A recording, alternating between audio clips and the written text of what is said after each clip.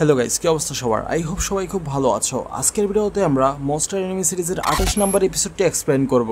আর ভিডিওটি শুরু করার আগে তোমাদেরকে একটি সাইটের সাথে পরিচয় করে দিচ্ছি, যে সাইটটা আমাদের নিজস্ব SMM একজন। আর এই সাইটটি থেকে তোমরা যে কোনো ধরনের সোশ্যাল সার্ভিস নিতে পারবে। ফেসবুক ফলোয়ার বলো, ইনস্টাগ্রাম ফলোয়ার বলো বা টিকটক ফলোয়ার বলো, যে কোনো ধরনের সোশ্যাল সার্ভিস তোমরা এখান থেকে খুবই কম প্রাইসে কিনতে পারবে। আর তোমরা এই সাইটটি থেকে কিভাবে অর্ডার করবে এবং এই সাইটে তোমরা কিভাবে টাকা অ্যাড করবে, এই সব কিছু বিস্তারিত আমি একটা ভিডিও তৈরি করেছি। তো ডিসক্রিপশন বক্সে আমি ওই ভিডিও লিংক এবং ওই সাইটের লিংকটা আমি দিয়ে রাখবো, তো তোমরা এখানে গিয়ে চেক আউট করে নেবে। তো এখন মনস্টারের 28 নম্বর এপিসোড সম্পর্কে জানা যাক। তো এই এপিসোডের শুরুতে আমরা দেখতে পাই রিচার যায় সুবার্টের কাছে এবং সুবার্ট বলে সবকিছু সেটেল হয়ে গেছে, এখন তুমি তোমার এই ইনভেস্টিগেশনটা বন্ধ করে দাও। এটা শুনে রিচার বলে, এটার মানে কি? সবকিছু কিভাবে শেষ হতে পারে? মেনে নিচ্ছি যে কাল হিউম্যান আপনার ছেলে আর তার এইটা নিয়ে কোনো লেনদেন নেই, কিন্তু এডওয়েন ফরেন ও তো সুইসাইড করে নেই, আর আমরা জানিও না যে ওই সবের পিছিয়ে কে রয়েছে। কিন্তু এরপরেও সুবোর্ট বলে সবকিছু সেটেল হয়ে গেছে। আর আমরা দেখতে পাই সেখানে কাল আসে তার বাবাকে চা দেওয়ার জন্য।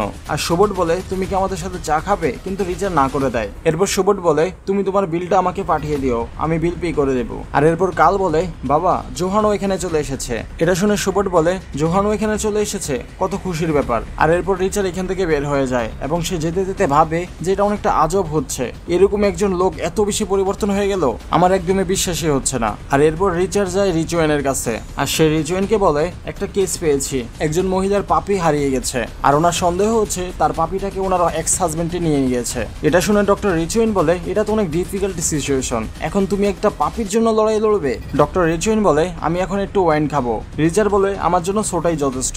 এরপর ডক্টর রিচুয়েন বলে, তুমি বলেছিলে যে তুমি কাজের থেকে একদম ফ্রি, কিন্তু তুমি খাওয়ার জন্য একদমই ইন্টারেস্ট দেখাচ্ছ না। রিচার বলে, হ্যাঁ আমি এভাবেই ঠিক আছি। তখন ডক্টর রিচুয়েন বলে, এভাবেই ঠিক আছে মানে কি? কোনো কিছু কি তোমাকে অনেক চিন্তিত করছে? এরপর রিচার বলে, হ্যাঁ আমার কাছে অনেকগুলো খালি সময় রয়েছে, আর এই খালি সময়ে আমি কিছু বেকার কাজ করছি। আমি ওই কেসগুলোকে সলভ করছি যেই কেসগুলো আমি সলভ করতে পারিনি যখন আমি একজন ডিটেকটিভ হয়েছিলাম। আর এরপর ডক্টর রিচুয়েন বলে, ও আচ্ছা, তাহলে তোমার কেমন লাগছে? রিচার বলে, আমার অনেক ফ্রাস্ট্রেশন ফিল হচ্ছে, যেই ক্রিমিনালদের জেলের হওয়ার কথা তারা সবাই খোলামেলা ঘুরছে, আমার কারণে জানি না কত মানুষের প্রাণ যাচ্ছে, ওরা সবাই সিরিয়াল কিলার। আমার সত্যি অনেক বেশি রাগ হচ্ছে, কিন্তু আমি এতে কিছুই করতে পারবো না, আমার কাছে এত দক্ষতাও নেই। এরপর রিচুয়েন বলে, তোমার মধ্যে দক্ষতা আছে, তুমি তোমার প্রত্যেকটা কেসে অনেক বেশি পরিশ্রম করো, যার কারণে ওই কেসের ইফেক্টটা তোমার মাথার ভিতরে দেখা দেয়। রিচুয়েন বলে, তুমি এই সবগুলো কেসের উপর রিসার্চ করো, তুমি যদি এই সবগুলো কেসের উপর রিসার্চ করো তাহলে তুমি যে সিরিয়াল কিলারকে মেরেছো ওই বিষয়টা মনে করবে, এবং তুমি যে ট্রিগারে চাপ দিয়েছো তাহলে তোমার মাথার ভিতর থেকে সবকিছু ক্লিয়ার হয়ে যাবে, আর তুমি এখনো ওই বাচ্চাটির ইলিউশন দেখতে পাও, তাই না? আর এতে রিচার হ্যাঁ বলে। তখন রিচুয়েন বলে, যখনই তোমার মাথা সম্পূর্ণ ক্লিয়ার হয়ে যাবে এরপর থেকে তুমি আর ওর ইলিউশন কখনোই দেখতে পারবে না। আর এরপর আমরা রিচারকে রেলওয়ে স্টেশনে দেখতে পাই, যে কিনা তার ট্রেনের জন্য অপেক্ষা করছিল, কিন্তু হঠাৎ করে তার মনে হচ্ছিল কেউ যেন তাকে পিছন থেকে ধাক্কা দিবে। তখনই আমরা দেখতে পাই কেউ রিচারকে ধাক্কা দেওয়ার জন্য পিছন থেকে হাত বাড়ায়, আর ট্রেনও অনেক দ্রুত আসছিল। আর তখন রিচার হঠাৎ করে পিছনে তাকায়, কিন্তু সে কাউকেই দেখতে পায় না, এবং সেখানে তাকে ধাক্কা দেওয়ার মতো কেউই ছিল না, সবকিছুই স্বাভাবিক ছিল। এর মানে এখানেও রিচার তার ইলিউশন দেখতে পেয়েছে। আর এরপর আমরা দেখি রিচার তার ঘরের ভিতরে বসে ওই কেসগুলো নিয়ে স্টাডি করছিল, এবং তার কাছে অনেকগুলো কেস ছিল যেগুলো পেন্ডিং পড়ে রয়েছে, আর সে এক এক করে সবগুলো কেস দেখছিল।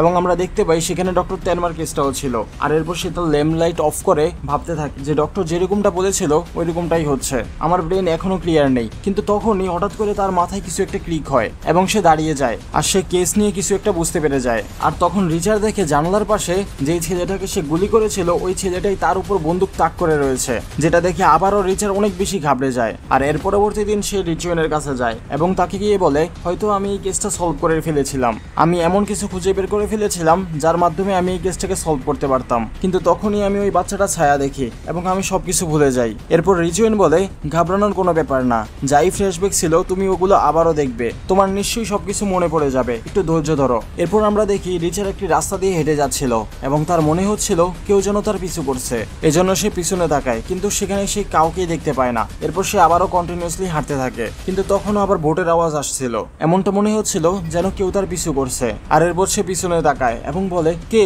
কে ওখানে যে আমার পিছু করছে? কিন্তু তখনই কোনো একজন লোক সেখান থেকে দৌড়ে পালিয়ে যায়। আর এরপর রিচারও তার পিছু করতে থাকে। আর তখন রিচার ভাবছিল এটা একদম ওই দিনের মতোই, ওই দিনও আমি ওই ক্রিমিনালের পিছনে এভাবেই দৌড়াচ্ছিলাম, কিন্তু হঠাৎ করে সামনে সে ওই বাচ্চাটাকেই দেখতে পায় যে কিনা বন্দুক তাক করে তার দিকে রেখেছে। এটা দেখে আবারও রিচার ভয় পেয়ে যায় এবং তার কিছুক্ষণ কিছুক্ষণ পরেই আমরা দেখি ওইখানে কেউই নেই, মানে রিচার্ড আবারও ইলিউশন দেখেছে। আর এরপর সে ওই রাতে ডক্টর রিচুয়েনের কাছে যায় এবং রিচুয়েনকে গিয়ে বলে আমাকে ক্ষমা করবেন যে আমি এত রাত্রে ডিস্টার্ব করতে এসেছি। এরপর রিচুয়েন বলে কোনো সমস্যা নেই, তুমি আমাকে যা কিছু বলতে চাও বলতে পারো, আমি তোমার কথা শুনছি। তখন রিচার্ড বলে আমি যখন ওই ইয়ং বাচ্চাটাকে দেখেছিলাম তখন আমার মনে হয়েছিল এই দুনিয়াতে পিওর ইভেল এখনো রয়েছে, আর এই কারণেই আমি ওই ছেলেটিকে গুলি করে দিয়েছিলাম। এরপর রিচুয়েন তার কাঁধে হাত রাখে এবং বলে তুমি অনেক ভালো কাজ করেছো, এই সব কিছু বলে তুমি আরো অনেক ভালো কাজ করেছো, এখন তোমার মাথা অনেক ক্লিয়ার হয়ে যাবে, তুমি সুস্থ হয়ে উঠবে। রিচার্ড বলে শুধু এতটুকুই না, আমি ওই বিষয়টাও মনে করে ফেলেছি যার মাধ্যমে আমি ওই কেসটাকেও সলভ করতে পারবো।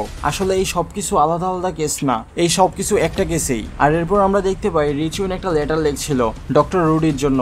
আর ডক্টর রুডিকে হয়তোবা তোমরা অবশ্যই মনে রেখেছো, সে হচ্ছে ডক্টর তেনমার ভার্সিটির বন্ধু। এবং আমরা এখানে জানতে পারি রুডি এবং ডক্টর তেনমার টিচার হচ্ছে ডক্টর রিচুয়েন। আর উনি লেটারে লিখেছিলেন রুডি তোমার সাকসেসে আমি অনেক বেশি খুশি, আমি পিটার জর্গানের ব্যাপারে জানতে চাই। তুমি বলেছিলে জর্গান তার বন্ধুর কথা মতো ওই মেয়েটিকে মেরেছিল, জর্গানের বন্ধুর নামটা কি ছিল? তুমি কি ওইটা আমাকে আবারও বলতে পারবে? কলেজের টাইমে তুমি একজন ভালো স্টুডেন্ট ছিলে, কিন্তু তুমি একা ছিলে না, তোমার সাথে আরেকজন ছিল যে তোমাকে কম্পিট করতো। পরবর্তীতে সে একজন সার্জন হয়েছে, কিন্তু বর্তমানে সে একজন সিরিয়াল কিলারের সাসপেন্ডে রয়েছে। তোমার কি মনে হয় এই তেনমা আসলে কি রকম মানুষ হতে পারে? এরপর আমরা রিচারকে দেখতে পাই যে কিনা একজন মহিলার কাছে জিজ্ঞাসাবাদের জন্য যায়। রিচার ওই মহিলাটিকে বলে আমি তোমাকে যা জিজ্ঞাসা করবো তাতে তোমার হয়তোবা খারাপ লাগতে পারে, তাই মাফ করে দিও, তোমার মাও একজন ভিকটিম ছিল আর আমি ওনার ব্যাপারে কিছু জানতে চাই। তখন ওই মহিলাটি বলে কোনো সমস্যা নেই, এমনিতেও 4 বছর হয়ে গেছে, পুলিশ এটার উপর কোনো ইনভেস্টিগেশনও করেনি। আর এরপর আমরা জানতে পারি এই মহিলাটির মা 20 বছর আগে মিস্টার সুবোটের জন্য কাজ করতো। এরপর রিচা জিজ্ঞাসা করে উনি কাজ কেন ছেড়েছিল, সুবোটের সাথে কি কোনো ঝগড়া হয়েছিল? এর জবাবে ওই মহিলাটি বলে না, একদমই না, উনি একটু অসুস্থ হয়ে পড়ে গিয়েছিলেন, যার কারণে উনি আশেপাশেই কাজ করতেন আর সুবোটের কাছে যায়নি। সত্য তো এটাই যে তাদের মাঝে ভালো একটা বন্ধুত্ব হয়ে গিয়েছিল। আসো এদিকে দেখো, এখানে যতগুলো বই রয়েছে এই সবগুলো বই সুবোট আমার মাকে গিফট করেছিল। আর এরপর আমরা দেখি রিচার আরেকটা লোকের কাছে যায় এবং সে ওই লোকটিকে বলে তুমি সিইও এর সেক্রেটারি ছিলে, এজন্য আমি তোমাকে কিছু জিজ্ঞাসাবাদ করতে চাই। আর এরপর ওই লোকটাও রাজি হয়ে যায়। তখন রিচার জিজ্ঞাসা করে আচ্ছা কেউ কি এমন রয়েছে যে কিনা সিইও কে অনেক বেশি ঘৃণা করতো? তখন ওই লোকটি বলে তুমি ওর শত্রুর ব্যাপারে জিজ্ঞাসা করছো, ওর অনেকগুলো শত্রু রয়েছে, কেননা তার কারণে অনেকগুলো কোম্পানির লস হয়ে গিয়েছিল। এরপর রিচার জিজ্ঞাসা করে সুবোট আর সিওর মধ্যে কি এরকম সম্পর্ক ছিল? তখন ওই লোকটি বলে সুবোট আর সিও দুইজনে ছিল লাইফ লং রাইভাল, একে অপরের প্রতিদ্বন্দ্বী। তুমি কি জানো সুবোট 2 বার কাঙ্গাল হয়ে গিয়েছিল, যখন সুবোট দ্বিতীয়বার কাঙ্গাল হয়েছিল তখন সে সিওর কারণে হয়েছিল। সিও খুব ইচ্ছা করেই তাকে কাঙ্গাল বানিয়েছিল, কিন্তু সুবোটের কারণেও সিওর অনেক বেশি লোকসান হয়েছে, এই জন্যই তারা একে অপরকে অনেক ঘৃণা করে। কিন্তু যদি আমরা এই রাইভাল রেসের কথা ভুলে যাই তাহলে তারা রিয়েল লাইফে একজন ভালো ফ্রেন্ড ছিল। আর এরপর রিচার রাস্তা দিয়ে হাঁটতে থাকে, আর এরপর রিচার একটি বিল্ডিং এর পাশ দিয়ে হাঁটতে থাকে। তখন ওই বিল্ডিং এর উপর থেকে বড় একটি পিলার রিচারের উপরে পড়তে থাকে, কিন্তু আমরা দেখতে পাই রিচার কোনোভাবে সেখান থেকে বেঁচে যায়। এরপর রিচার আরেকটা লোকের কাছে যায় এবং সেই সুবোটের ড্রাইভার হান্সের ব্যাপারে জিজ্ঞাসাবাদ করে এবং সে এখান থেকে জানতে পারে প্রায় 30 বছর আগে সে ড্রাইভার ছিল। আর রিচার জিজ্ঞাসা করে হান্সকে কেন ড্রাইভারের কাছ থেকে বাদ করে দেওয়া হয়েছিল? তখন ওই লোকটি বলে কেননা সুবোট তখন কাঙ্গাল হয়ে গিয়েছিল, সুবোটের কাছে দেওয়ার জন্য কোনো টাকাই ছিল না, এই জন্য সে বাধ্য হয়ে তার ড্রাইভারকে বাদ করে দেয়। এরপর রিচার সত্য কথা বের করার জন্য বলে ও আচ্ছা, তার মানে এদের ভিতরে জমতো না। তখন ওই লোকটি রেগে যায় এবং বলে আমার কথা মনোযোগ দিয়ে শুনো, আমি হান্সের ইজ্জতের জন্য বলছি। হান্সি এমন একজন লোক যে কিনা ধনী গরিব সবার সাথে খুব ভালোভাবে মিশতে পারে। আর সে বলেছিল সে সুবোটকে পাখি দেখতে নিয়ে যেত, আর যখন তারা দুজন জঙ্গলে যেত তখন সুবোট ভ্যাম্পায়ার অফ বায়ার না, একজন ছোট বাচ্চার মতো হয়ে যেত। আর এরপর রিচার আরেকজন মহিলার কাছে যায় এবং ওই মহিলাটি বলে আমার এখনো বিশ্বাস হচ্ছে না যে আমার স্বামী 2 বছর হয়েছে মারা গিয়েছে, উনি অনেক ভালো মানুষ ছিলেন, আমি বিশ্বাসই করতে পারছি না যে ওনাকে কেউ একজন মার্ডার করে দিয়েছে। আর এরপর রিচার বলে আমাকে ক্ষমা করবেন কিন্তু আপনার স্বামী? মহিলাটি বলে হ্যাঁ, উনি ওনার ছোটবেলায় অনাথ আশ্রমে কাটিয়েছেন। আর এরপর সে অনেকগুলো পস্টার ফ্যামিলির সাথে রয়েছিল, এত কষ্ট করার পর সে একজন অ্যাকাউন্টার হয়ে গিয়েছিল।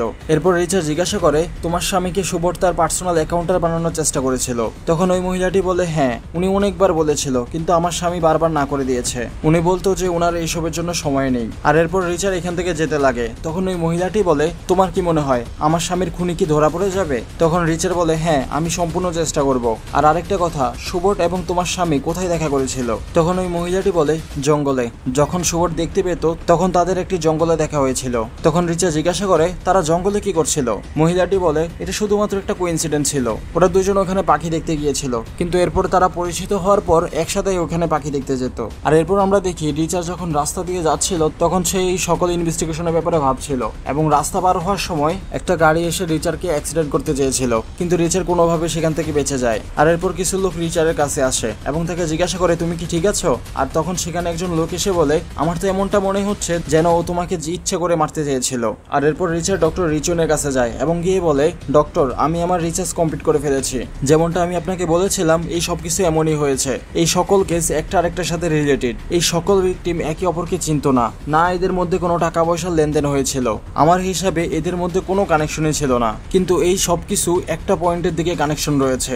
এই সকল মার্ডার করা হয়েছিল সুবোধকে একা করার জন্য, কিন্তু এখানে যে মিডল ইস্ট কাপল রয়েছে এর কেসটা একটু আলাদা মনে হচ্ছে। আর এই কেসগুলোর ভিতরে একটা জাপানিজ ডক্টর ইনভলভ রয়েছে। আর এই ডক্টরের কথা হলো এই মার্ডারগুলো আসলে অন্য কেউ করছে, যার নাম প্রত্যেকটা কেসে চলে আসছে। তার নাম হলো, আর তখন রিচুয়েন বলে জোহান আমি আমার একটা স্টুডেন্টের কাছ থেকে শুনেছি সে একটা ক্রিমিনালের উপর রিচার্জ করছে এবং সে জানতে পেরেছে ওই লোকটি ওই ক্রাইমটা করেছিল তার বন্ধুর কথায়, আর তার বন্ধুর নাম ছিল জোহান। আর এরপর রিচার্ড বলে এটা তো অনেক কমন একটা নাম, এটা হয়তোবা একটা কোইন্সিডেন্ট হবে। এরপর রিচার্ড বলে হতে পারে, কিন্তু যদি এটা সত্যি হয় তাহলে এর মানে এটাই যে জোহান 4 বছরের ভিতরে এই সবগুলো মার্ডার করেছে সুবোধকে একা করার জন্য।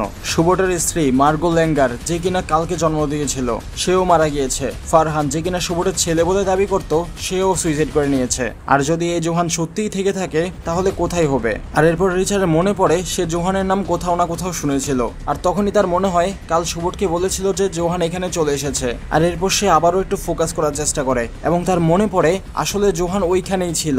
যখন সে সুবোধের সাথে দেখা করতে গিয়েছিল জোহান একদম ওইখানেই জানলার পাশে দাঁড়িয়েছিল, সে ওকে দেখেছিল।